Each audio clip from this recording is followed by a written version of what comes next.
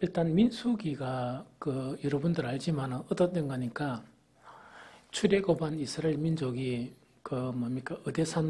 어디로 하나님이 이끄십니까? 출애굽한 이스라엘을 가나안에 가기 전에, 가나안으로 가려고 그러면 바로 이제 튀어서 이렇게 가면 되는데, 가나안으로 가기 전에 어디로 이끕니까? 남단으로 이렇게 쭉 이끌면서 어디로 이끕니까? 가장 유명한 시내산에 이끌어요. 그 시내산에서 율법을 이렇게 선포하고, 그 다음에 하나님께 제사를 드리는 그런 모든 방법 교육을 해요. 그런 상황 속에서 오늘 특별한, 우리는 알긴 알지만 또 자세히 잘 모르는 한 중요한 내용이 하나 있는 거라. 이 내용이 뭔가니까 나실이라는 제도를 갖다가 하나님께서 특별히 제정하세요.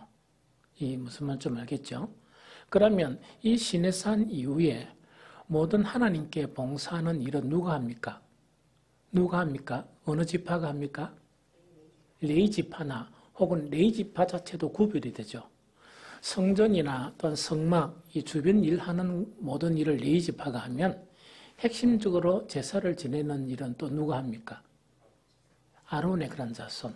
그래서 이 아론의 자손이 아니고 또한 뭡니까? 레위 지파가 아니면 아무리 원해도 하나님께 헌신할 수가 없는 거라, 봉사할 수가 없었어요. 그런데 이 시내산에서 하나님께서 어떤 특별한 그런 법을 제정하신 거니까 이런 법을 제정하세요. 어떤 법인가 하니까 레위인이 아니도 괜찮고 또 뭡니까? 아론 자손의 그런 후예가 아니어도 괜찮다는 이야기입니다. 그래서 어떤 지파라도 괜찮고 특별히 한 가지 더 특이한 사항은 이 시대적 상황에서 여자는 별로 잘 안 나서요. 안 나서는데 이것만은 그걸 완전히 무시했어요. 남자도 괜찮고 여자도 괜찮다 이렇게 되어 있습니다. 오늘 읽은 거를 쭉 여러분들 자세히 읽어보면 그래요. 남자도 괜찮고 여자도 괜찮은데 단지 뭐냐니까 서원하는 사람이면, 서원하는 거 알죠? 하나님께 난 이렇게 하겠다 서원하는 사람이라 이 서원인데 이 서원을 일반적인 서원으로 이야기하는 거 아니고 특별한 서원을 하는 사람에게는 그 사람에게는 뭐냐? 하나님의 일을 할 수 있는 그 길을 열어주신 거예요. 그게 나실일이에요. 이게 무슨 말 알겠죠? 그래서 이거는 지파와도 관계없고 또한 성별과도 관계없이 이 당시에 여자라도 이것을 할 수 있었다는 그 이야기입니다. 그래서 이 제도 자체가 이 나실인이에요. 그래서 이 나실일이라는 것은 무엇을 의미하는가 하니까 원래 원어로는 라지르라 그래가지고 이거는 구별하다, 분리하다의 그런 뜻을 가집니다. 그래서 이거는 구별된 자, 성별된 자, 또 세상과 분리된 자 이런 의미를 가지고 있어요. 그래서 이 사람을 나실인이라고 그래요. 그래서 이 사람은 뭐냐? 세상의 그런 욕망을 끊어버리고 자신을 구별하여 여호와께 헌신하기로 특별하게 서운한 사람들을 뭐라고 이야기하느냐? 나실인이라고 그래요. 이거 좀 이해가 되죠? 그래서 정말 이 당시에 보면 너무나 파격적인, 너무나 놀랍고 파격적인 그것이 바로 이 나실인 그런 제도다는 이야기죠. 그런데 이 나실인은요, 어떻게 하는가 하니까 일정 기간만 해도 되고 그 다음에 평생 해도 관계가 없어요. 그래서 누구든지 하나님께 특별하게 이 뭡니까 딱 작정을 하고 서운하는 그런 사람인 것 같으면 남녀와 관계없이 그 다음에 지파와 관계없이 일정 그 기간 동안 정말 하나님께 서운하게 되는 거예요. 그래서 이거는 평생 해도 되고 또한 일정한 기간 동안 들어지도 관계가 없다 하는 그 이야기죠. 또 이것은 아까도 이야기했지만 너무나 참 놀라운 것은 이 시대에서 너무 놀라운 것은 뭐냐? 성별의 그 자체를 완전히 없애버렸습니다. 없애버리면서 이거는 남자나 여자나 또한 특별한 그런 서원으로 가능한 것이 바로 이 나실인이다 하는 그 이야기죠. 그러면 나실인 자체가 이 성경에 보면 이 나실인이 이제 나실인들이 있습니다. 있는데 하나님에 의해서 딱 지정하게 딱 세워진 사람이 대표적인 사람이 누굽니까? 삼손이다, 그죠? 삼손 자체가 하나님이 딱 지정한 사람이라 그러면 이건 하나님의 그런 직접 명령에 따라서 세워진 사람이 삼손이에요. 그런데 나시린 중에 특별한 사람인데 부모의 소원에 따라서 나시린이 된 사람이 누구죠? 그렇다고 그죠? 사무엘이에요. 이 사무엘이거든요. 이 사무엘인데 이 사무엘은 대단한 분이에요. 그러면 이 사무엘은 뭐냐니까 정말 이 나시린인데 이거는 뭐냐니까 정말 하나님 앞에 그렇게 원칙대로 하면 나시린인 제도가 없었다 그러면 이 사무엘은 쓰임을 받을 수 있습니까? 못 받습니까? 못 받죠. 못 받는데 정말 자기 부모들의 서원에 따라 가지고 이 사무엘은 이 나시린이 되어서 평생 동안 뭔가니까 하나님께 쓰임을 받았는데 이 사무엘은요 가장 혼탁한 시대에서 나시인으로서 정말 크게 쓰임을 받은 사람 자체가 누구냐? 그 사람이 이 누군가니까 정말 사무엘이에요. 이 무슨 말인지 알겠죠? 그래서 이 나시린이 이제 인 그 사무엘 이후에 어떻게 되는가? 이 사무엘이 뭡니까? 원래 늙어가지고 자기 아들들을 무엇으로 세웁니까? 사사들로 세워요. 이 사사들로 세웠지만은 사사 역할을 잘합니까? 못합니까? 못하죠. 못하다 보니까 이 백성들이 들고 일어나가지고 무엇을 요구합니까? 왕을 요구하는 거예요. 그래서 이 이후에 되는 거니까 왕정 자체가 도래하면서 정말 그 이름이 뭐지? 첫 왕이 사울, 그 다음에 다윗 이런 식으로 이제 왕정이 이렇게 되는 거예요. 이게 무슨 말인지 좀 알겠죠? 그런데 제가 그 옛날에 성경을 읽으면서 좀 마음이 좀 아팠던 것이 뭐냐? 이 사무엘이라는 그런 아주 위대한 사람이 있다, 그죠? 이 위대한 사람인 이 사무엘이 어떻게 자식을 갖다가 이렇게 만들었을까? 이렇게 키웠을까 하는 그런 의문점을 상당히 많이 가졌어요. 가지면서 때로는 뭐냐? 자식은 우리 사람들의 그런 뜻대로 되는 건 아니구나 하는 그 부분이었어요. 그런데 요즘 이 나시린을 보면서 한 가지 이제 정립이 된 것은 뭐냐? 사무엘 자체는 뭐냐? 특별하게 그 부모의 그런 기도에 따라서 나시린으로 들어진 그런 사람이에요. 그런데 요 뒤에 보면 이제 그 나시린이 가져야 될 그런 부분들이 나오거든요. 그러다 보니까 이제 이렇게 되는데 어쨌든 간에 정말 자기가 뭡니까? 나시린으로서 이 사무엘은 뭡니까? 이 직분을 가지고 보면 여러 가지 직분을 가지겠죠. 하나는 마지막 뭡니까? 사사이면서도 또 뭐라고? 제사장이면서 또 하나는요. 왕구시단데 왕은 아니니까 그런 부분을 가졌던 사람이 누구라고? 이제 사무엘이었죠. 그런데 사무엘은 자기가 사사로서 참 이제 어릴 때지만 그 부모의 헌신에 따라서 그런 일들을 감당했지만 이 세 아들들은 직분만 주어진다 그래가 그런 업무를 수행할 수 없는 거예요. 이런 성직을. 거기에 대한 대표적인 사례가 바로 사무엘의 그런 세 아들들이다. 이렇게 생각하면 됩니다. 그러면 나시린의 그런 서원 목적 있죠. 서원 목적이라는 것은 왜 나시린이 되려고 사람들은 서원을 했는가 하는 그걸 우리 분명히 알아야 되거든요. 오늘 본문 민수기 6장 2절에 보면 이스라엘 자손에게 전하여 그들에게 이르라. 남자나 여자가 특별한 서원 곧 나시린의 서원을 하고 자기 몸을 구별하여 여호와께 드리려고 하며 요 이야기죠. 그래서 여기에 보면 순수한 목적 자체가 뭡니까? 남자나 여자나 관계가 없고 지파도 관계가 없고 뭐라고요? 특별한 그런 서원 이 자체가 가장 중요해요. 특별한 서원을 하고 자기 몸을 구별해가 누구에게 드리려고 하면 하나님께 드리는 그 일을 이야기해요. 그래서 나시린의 그런 서원 목적 자체는 민수기 6장 2절을 근거로 한다 그러면 뭐냐니까 자기가 자원해서 뭐라고요? 주님께 일정 기간이나 일평생 헌신 혹은 봉사를 목적으로 하는 거 그것을 이야기해요. 이거 무슨 말인지 알겠죠? 그런데 정말 얼핏 보기에는 정말 어떻게 주님의 그런 일이나 안 그런 봉사나 이런 것에 헌신하는 것 자체가 목적인 것 같지만 이 사무엘의 세 아들 있죠. 그것을 보게 되면 이 일만으로 목적에서는 이거는 안 됩니다. 안 되니까 무엇이 고려돼야 되는가 하는 것 자체가 참 문제예요. 그래서 제일 첫 번째로는 무엇이 고려돼야 되는 거니까 주님의 일, 안 그러면 뭐 교회, 요새 같으면 교회 어떤 봉사하는 그런 일이죠. 특별한 일. 거기에만 막 헌신되고자 하면 실패를 해요. 이 실패를 하는데 두 가지 고려해야 되는 것은 바로 뭐냐? 일보다 무엇을 더 고려해야 돼요? 여호와 하나님을 더 알고자 하는 그런 강렬한 그런 욕구가 있어야 돼요. 즉 주님이 더 목적이 되어야 돼요.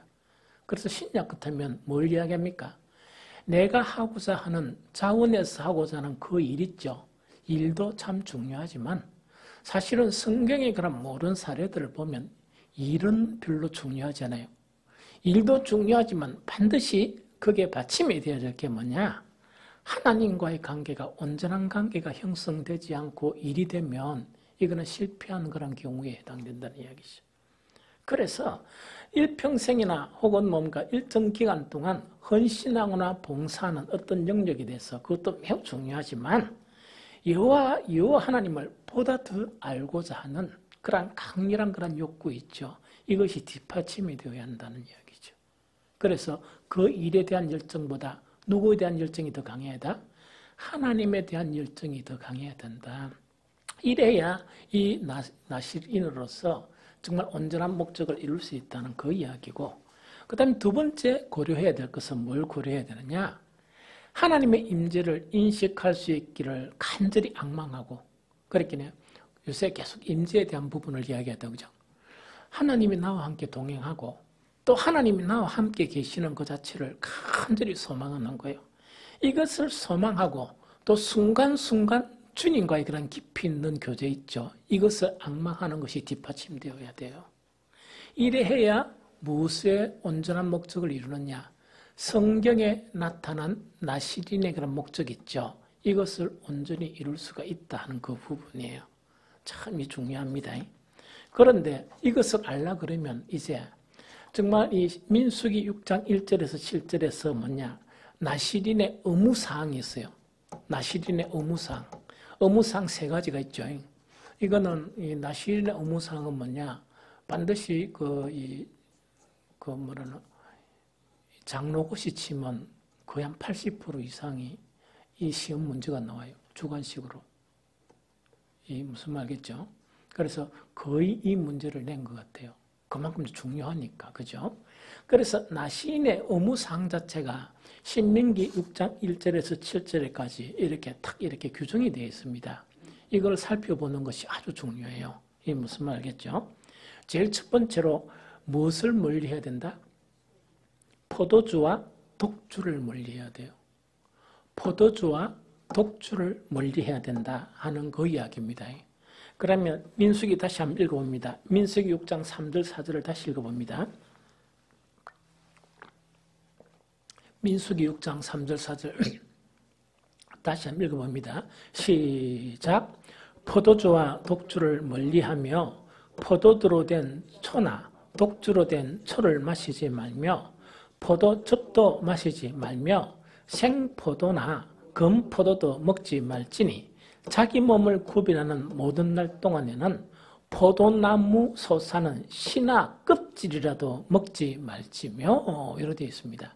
참 너무 엄격하죠? 엄격하죠. 자, 이거는 무슨 말인가 이야기다, 그죠? 이 포도주와 독주를 멀리한다 이러니까 이 사람들이 이 생각을 너무 잘하죠. 이 여러 가지 경우의 수를 많이 따지잖아요. 그러면서 어떤 사람들은 뭐냐? 이 포도주로 된 그 초 있죠, 초. 음식에 넣는 거는.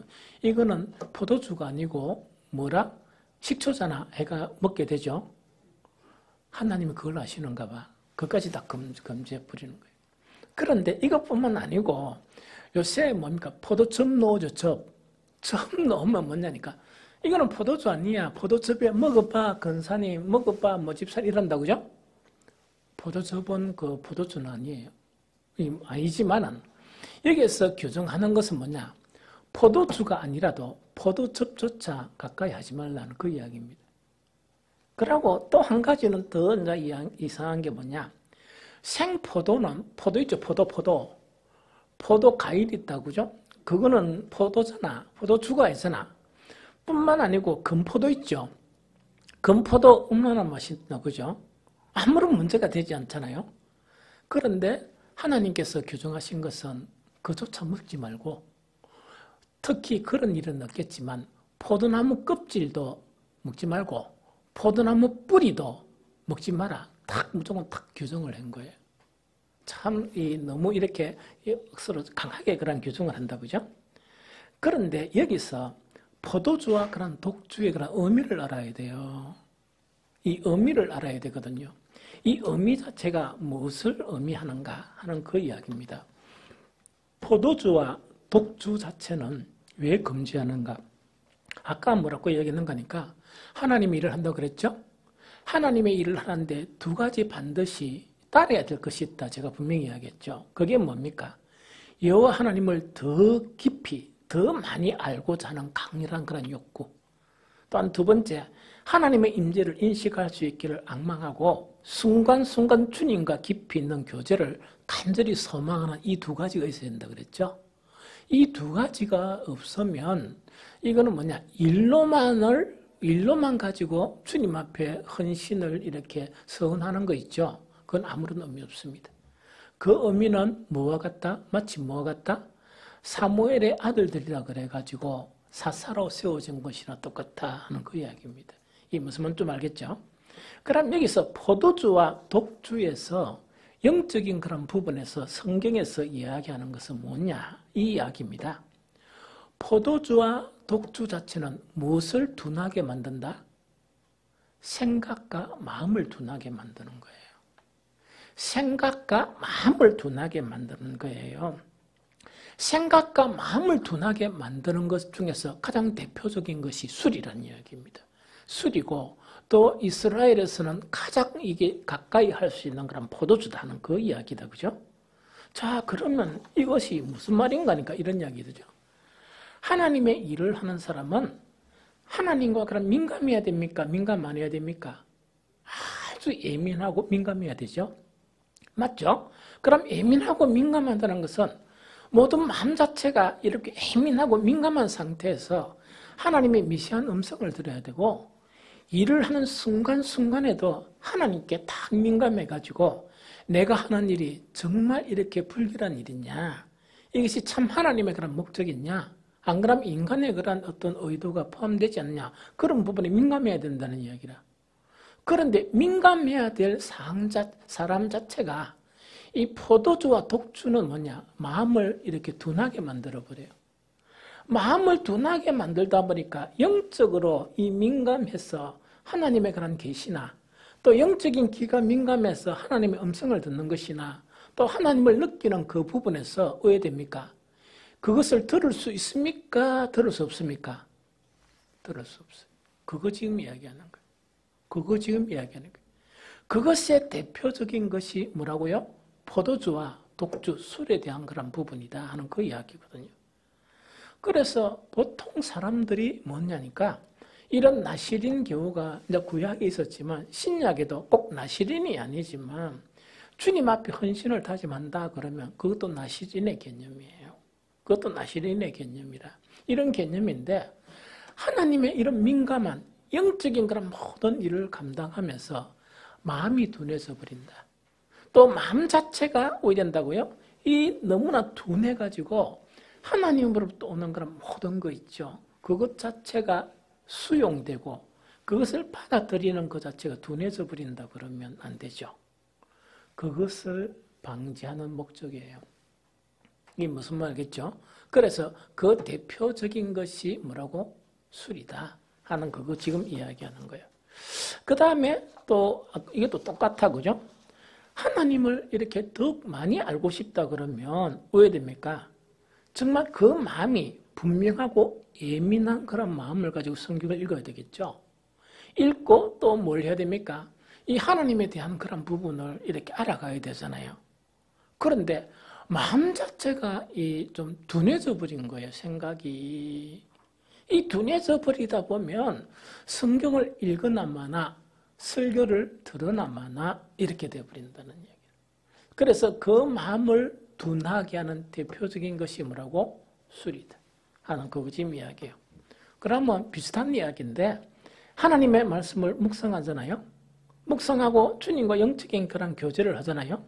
하려 그러면 우리의 그런 정신 상태 있죠. 이 정신 상태가 아주 민감하고 예민하고 또 순수한 그런 상태를 유지해야만이 그걸 알 수가 있어요. 알 수가 있는데 마음이 둔해져 버린다. 둔해져 버리면 어떻게 되십니까? 하나님의 음성을 듣지 못하고 일은 하기는 하는데 돈키호테식의 그런 일을 하는 거예요. 즉 일하다 보면 난주는 주님이 기뻐하는지 안 기뻐하는지 모르고 난주는 왜 되는가? 대표적인 성향이 뭐냐? 자기에 취해서 일을 하는 거예요.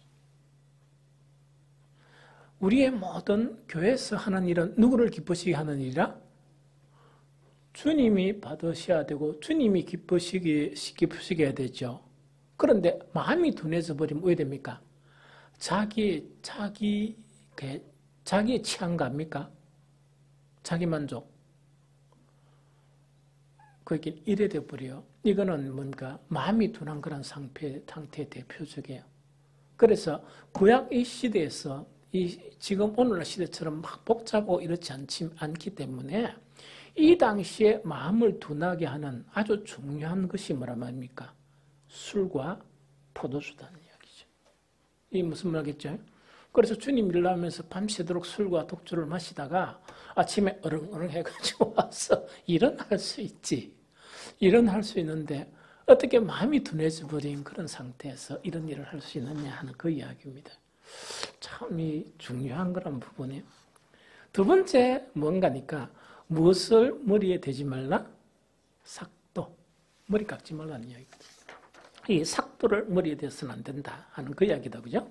민수기 6장 5절입니다.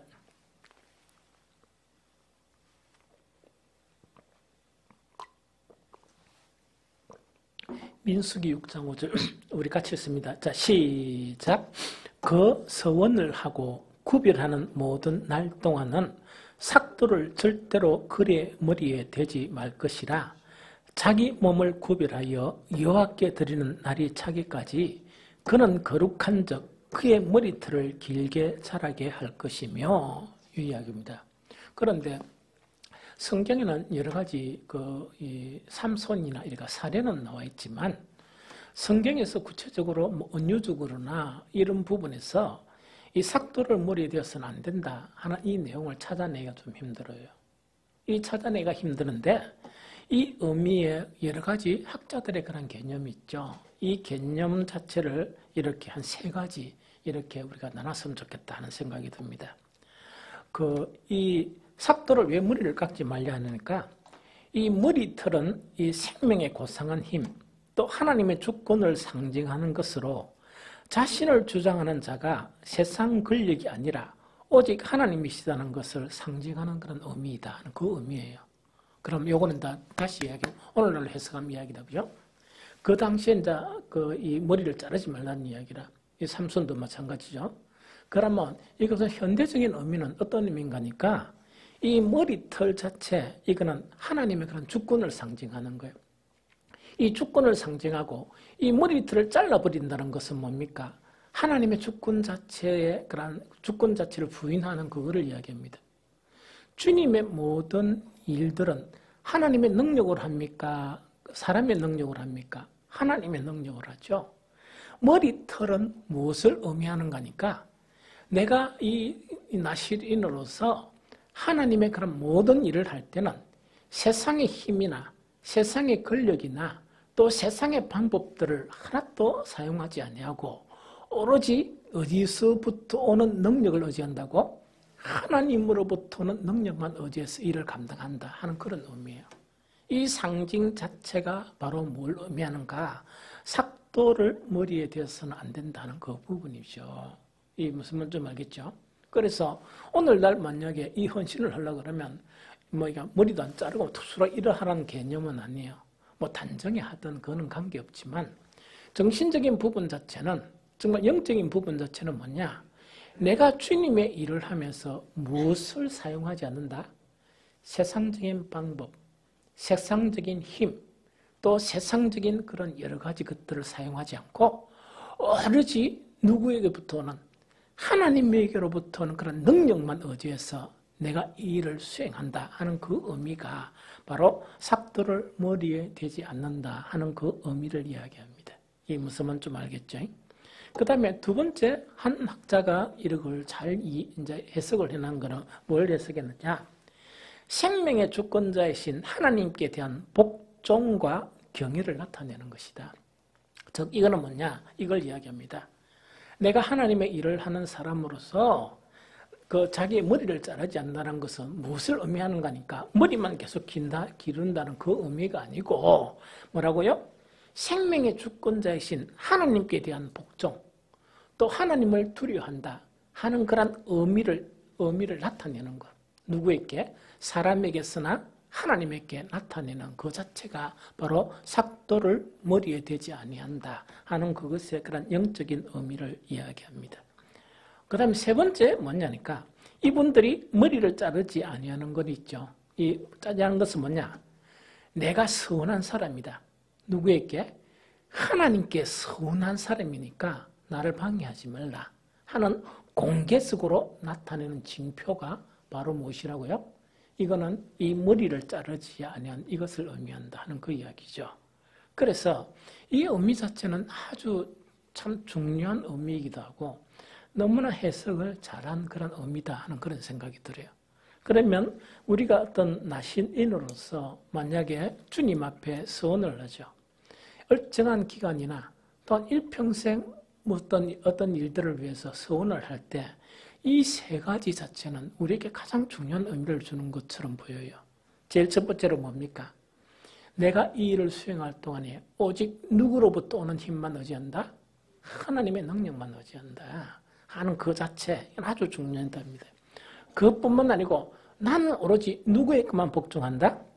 하나님께만 복종하고 나는 하나님만 두려워하겠다 하는 그런 의지의 그런 표현 자체는 주님의 일을 감당하는 그런 사람들에게 아주 중요한 그런 일일 것이다 하는 그런 생각이 들어요.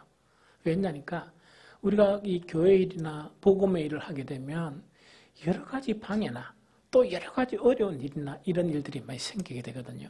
그때 마음이 많이 흔들릴 것 같아요. 그럴 때 그 순간순간에 뭡니까? 하나님의 말씀만을 나는 붙들고 나아갈 것이다.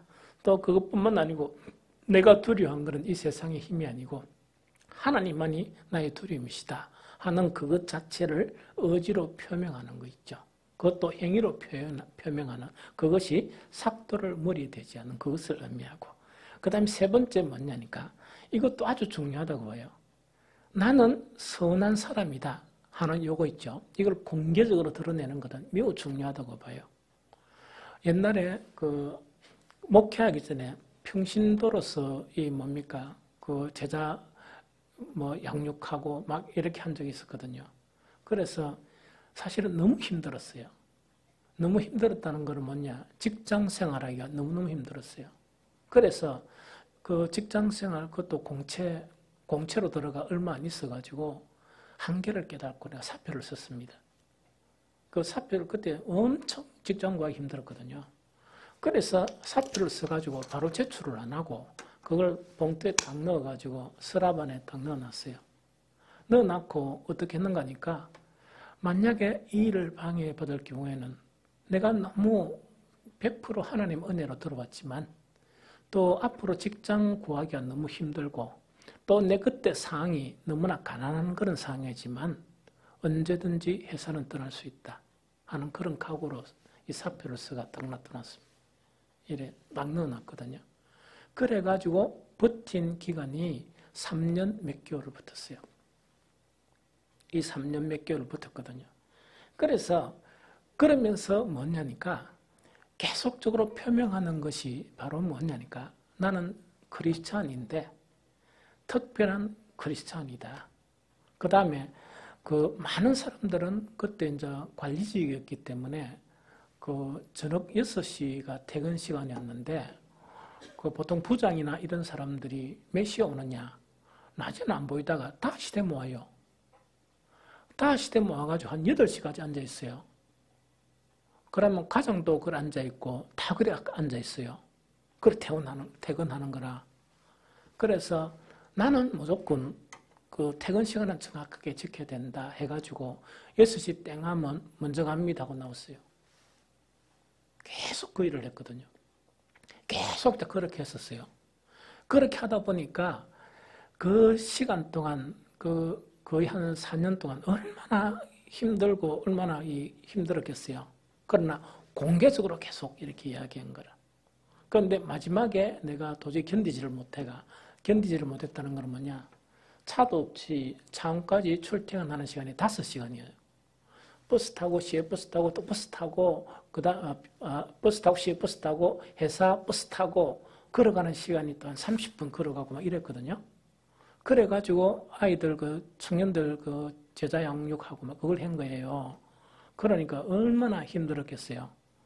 그러다 보니까 한 3년 이래 지나다 보니까 뭘 생각했는가 하니까 주님 5시간을 차에서 길에 섭외하는데 이걸 좀 줄였으면 좋겠습니다. 방법은 뭐냐니까 아무 따나도 좋으니까 뭐 대기업 아니라도 좋습니다. 부산에 근무하게 해주면 이 복음만 전할 수 있다면 좋겠습니다. 그렇게 마음 딱 먹은 지 얼마 안 돼서 위층에 우리 친구가 병태야 니 부산에 안 가볼래? 딱 전화 온 거예요. 바로 사표냈습니다. 사실은 바로 사표냈거든요.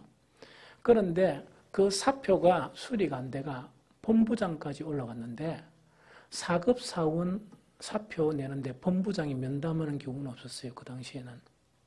그런데 그 본부장이 누구였냐니까 안수 집사였어요. 그럼 본부장이 왜 4급 사원 사표 내는데 면담을 했는가 하니까 사표 수리가 안 되니까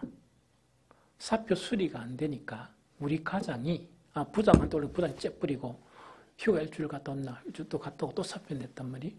이 사표 내다 보니까 우리 그 가장께서 하다가 안 되니까 자기가 내 사표를 다시 썼어요. 안 되니까.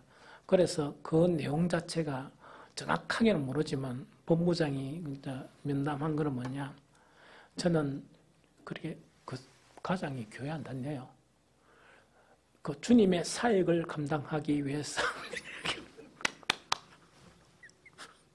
그래, 부장이 이 미친놈이다. 이래가 이제 부장 사인했는데 안수 집사인 본부장이 또 보니까 자기가 직장 생활하면서 한 번도 못 본 사표를 받거든요. 뭐 주님의 부름을 사역을 감당하기 위해서 더 이래가지고 사표를 또 올리니까 이 본부장이 이제 4급 사원인 나를 부른 거예요. 그래서 딴 말이 아니고 그래 다 이해하는데 나도 신앙생활로 다 이해하는데 신앙생활은 그래 하면 안 돼. 이래가 말린 거예요. 그런데 그 앞에서 내가 분명하게 저는 나갑니다. 이래가 해가지고 그래가 사표 수리된 거예요. 그러니까 사람들의 인식 자체 나는 정말 주의 일을 하는 사람입니다. 나는 목사가 아니고 전도사가 아니라도 나는 회사 일 8시에 퇴근하고 9시에 퇴근하고 그건 당신들 문제고 나는 6시에 뭐란 말해도 부산 가야 되는 사람입니다. 이런 거 있죠. 그러니까 교재 없는 날은 기숙사에 차면서 늦게까지 있었어요. 그러나 교재 있는 날들은 뭐냐? 무조건 가야 됩니다. 이런 거 있죠. 그걸 핍박을 받으면서 계속 인식을 시킨 거예요. 인식을 시키니까 그 우리 부장께서 뭘 만드는 줄 압니까? 내가 공무 파트에 있었어요. 공무 파트는 어떤가 하니까 함시 오버홀이라고 그래가 이 뭐라 그랬냐 설비가 딱 쓰면 투입이 돼야 돼. 오버홀 언제 하느냐 주일도 하고 또 그것도 안 되니까 나중에는 뭐냐 당직 명령을 내렸어요. 당직 명령은 뭐냐 주일날이고 뭐고 당직 명령을 내렸으면 그 당직 명령을 복종 안 하면 뭐 해야 됩니까? 나가야 되죠. 그랬는데 하도 내가 핍박당하고 그걸 각인을 시키니까 당직 명령 내리니까 좀 더 자원해가지고 그죠?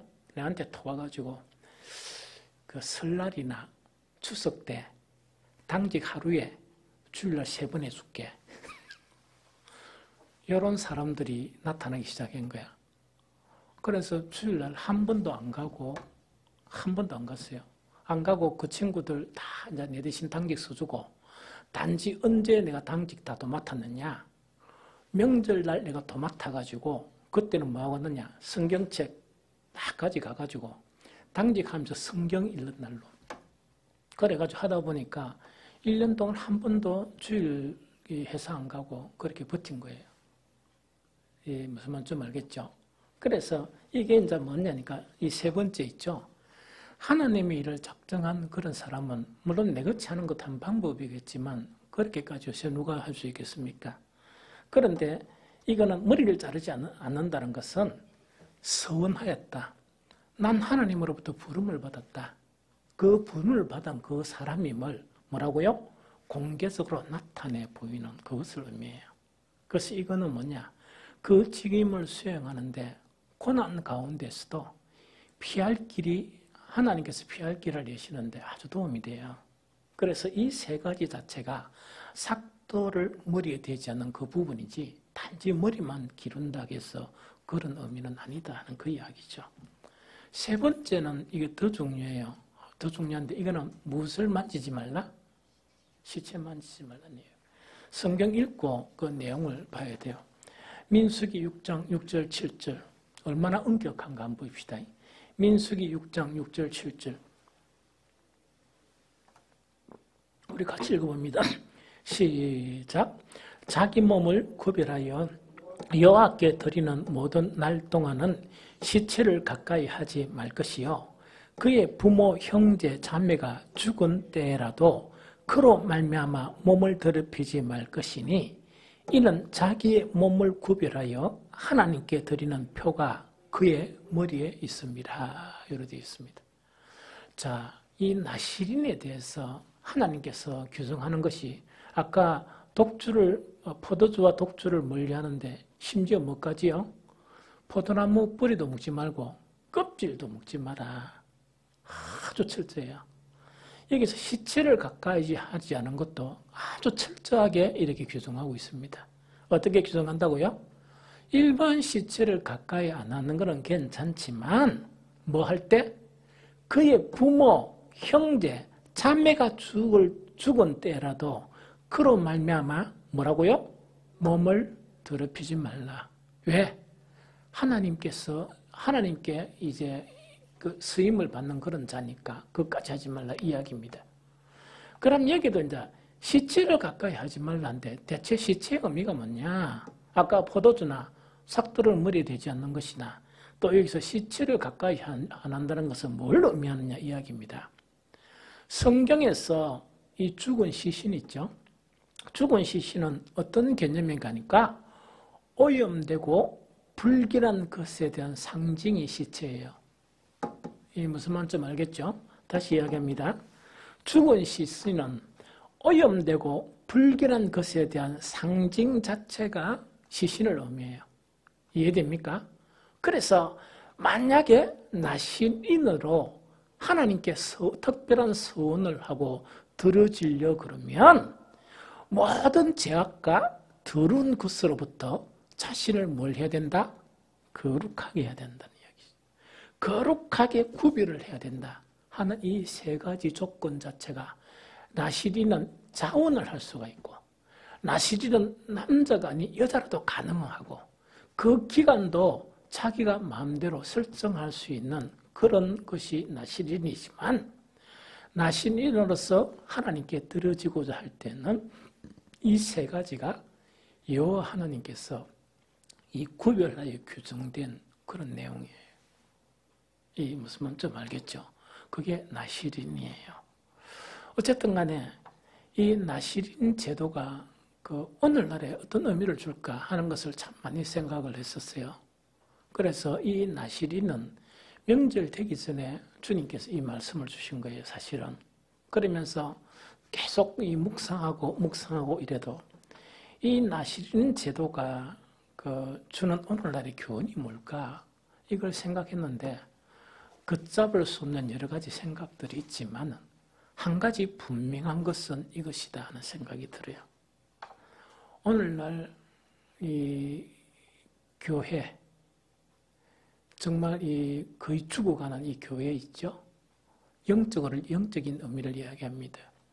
이 교회를 살기 위해서는요, 훌륭한 목사, 훌륭한 장로, 훌륭한 안수집사, 그런 분도 참 중요해요. 그런데 진정한 나시린 있죠. 자원해서 주님 앞에 일정 기간이나 혹은 일평생을 주님 앞에 헌신하겠다. 자원하는 나시린들이죠. 인들이 너무나 필요한 세대가 아닌가 하는 그런 생각이 들어요. 그래서 이런 나시린들 자체가 각 교회 여기저기서 만약에 등장한다 그러면 이런 사람들에 의해서 가장 어두운 시대에 이 나시린인 사무엘을 통해서 영적인 부분을 유지했듯이 정말 오늘날에도 이런 나시인을 통해서 교회를 새롭게 할 수 있는, 정말 교회를 새롭게 할 수 있는 그런 계기가 될 것이다 하는 것이 첫 번째 의미고요. 두 번째, 저는 목사로서도 이 나시린 제도의 엄격성이 있죠. 이걸 읽어보면서 이 마음에 찔리는 그런 내용들이 많았었습니다. 즉 특별하게 기름 부어 시험을 받은 목사나 오늘날의 그런 장로나 오늘날의 안수집사나 그리고 다른 교회에서는 권사들도 우리 합동 말고 통합 쪽에서는 안수를 해요. 우리 합동에만 안수를 안 해요. 하는데 어쨌든 간에 안수를 한다는 얘기 들었거든요. 어쨌든 간에 정말 하나님께서 귀중한 성직을 받은 우리들이 정말 나시린의 이 규정된 이 규정 자체를 생각하면서 우리 자신을 돌이켜보는 것이 정말 이 나시린 제도에 대한 것에 우리에게 주는 그런 귀한 교훈이 되지 않을까 하는 그런 생각이 듭니다. 그래서 오늘 이제 구정휴가 끝나고 구약 민수기에서 하나님이 제정하신 거 정말 제사장이 아니라도 레위 지파가 아니라도 하나님께 헌신할 수 있는 그 길이 나시린인데 이 나시린은 자원하고 성별 구별이 없고 기간도 딱 정해진 것 없고 이렇지만 정말 이 하나님을 위해서 본주를 위해서 하나님이 만드신 참 좋은 제도가 나시린의 그런 제도였다 하는 그것을 우리가 오늘 살펴봤습니다.